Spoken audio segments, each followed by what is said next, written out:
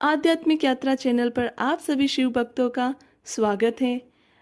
विद्येश्वर संहिता का 6वां अध्याय हमने पिछली वीडियो में पढ़ा। आज हम 7वां और 8वें अध्याय के बारे में जानेंगे।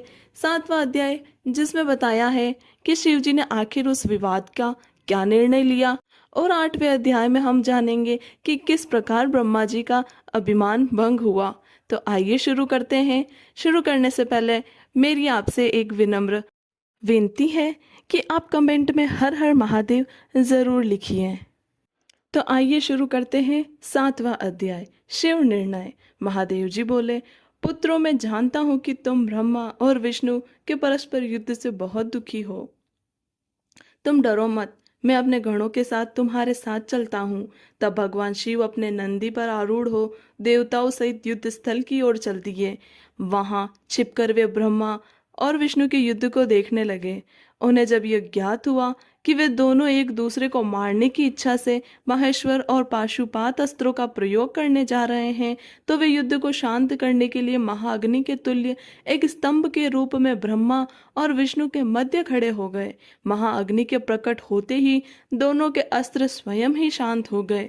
अस्त्रों को शांत होते देखकर ब्रह्मा और विष्णु दोनों कहने लगे कि इस अग्नि स्वरूप स्तंभ के बारे में हमें जानकारी करनी चाहिए। दोनों ने उसकी परीक्षा लेने का निर्णय लिया। भगवान विष्णु ने सूकर रूप धारण किया और उसको देखने के लिए नीचे धरती में चल दिए। ब्रह्मा जी हंस का रूप धारण करके ऊपर की ओर चल दिए। पाताल में बहुत नीचे जाने पर भी विष्णु जी को स्तंभ का अंत नहीं मिला, अतः वे वापस चले आए। ब्रह्मा जी ने आकाश में जाकर केतकी का फूल देखा। वे उस फूल को लेकर विष्णु जी के पास गए। विष्णु ने उनके चरण पकड़ लिए। ब्रह्मा जी के छल को देखकर भगवान शिव प्रकट हुए।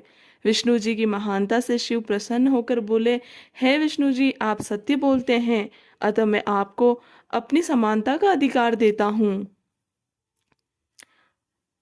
8वां अध्याय, ब्रह्मा का अभिमान भंग।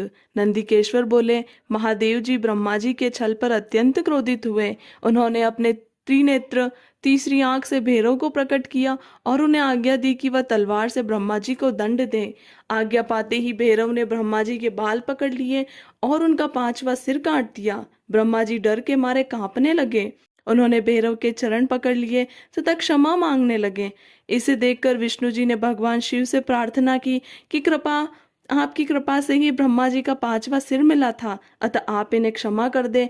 तब शिव जी की आज्ञा पाकर ब्रह्मा को भैरव ने छोड़ दिया। शिव जी ने कहा, तुमने प्रतिष्ठा और ईश्वरत्व को दिखाने के लिए छल किया है, इसलिए मैं तुम्हें शाप देता हूँ कि तुम सत्कार, स्थान व उत्सव से विहीन रहोगे। ब्रह्मा जी को अपनी गलती का पछतावा हो चुका था। उन्होंने भगवान शिव के चरण पकड़कर क्षमा मांगी और निवेदन किया कि उनका 5वां सिर पुनः प्रदान करें। ब्रह्मा जी ने कहा, जगत की स्थिति को बिगाड़ने से बचाने के लिए पापी को दंड देना अवश्य चाहिए ताकि लोक मर्यादा बनी रहे। मैं तुम्हें वरदान देता हूँ कि तुम गणों के आचार्य कहलाओगे और तुम्हारे बिना यज्ञ पूर्ण नहीं होंगे। फिर उन्होंने केतकी के पुष्प से कहा, अरे दुष्ट केतकी पुष्प, अब तुम मेरी पूजा के अयोग्य रहोगे। अतः केतकी पुष्प बहुत दुखी हुआ और उनके चरणों में गिरकर माफी मांगने लगा। तब महादेव जी ने कहा, मेरा वचन झूठा नहीं हो सकता है, इसलिए तू मेरे भक्तों के योग्य होगा। इस प्रकार तेरा जन्म सफल हो जाएगा। ओम नमः शिवाय।